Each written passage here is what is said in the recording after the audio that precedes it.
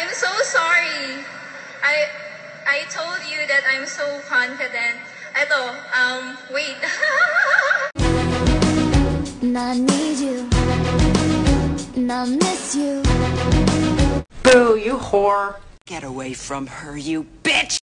Now, if you two don't mind, I'm going to bed before either of you come up with another clever idea to get us killed. Or worse, expelled.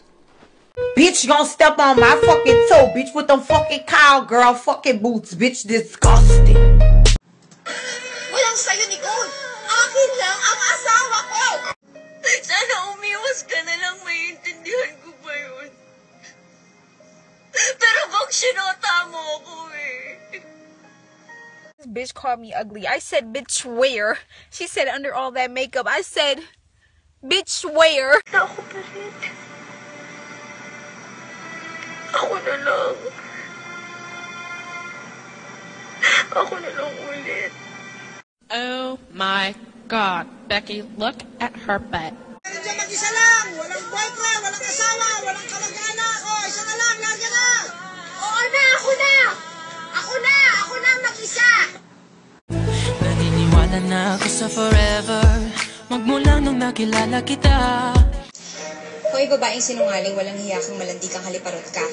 Hindi mo alam kung paano gumanti ang pusong masaktan ng ganito. Hindi mo alam. You're hired. Mababaliw siguro ako pag nalaman kong may babae siya. Baka mapatay ko yung kabit. Silang dalawa, actually. Ang mundo ay isang malaking quiapo. Maraming snatcher.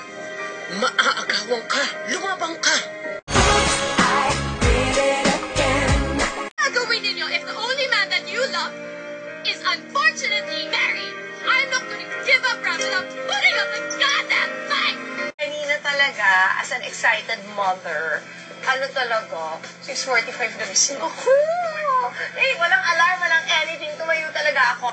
Alam ko, ano, sabi niya, Mama, I hope you don't mind. Sabi ko, Okay. Yes, hilo-hilo pa ako. I just have to know, are you pregnant? Sabi ko, no, I'm not pregnant, Doc. Nakakaloka. Bakit nga ba mahal?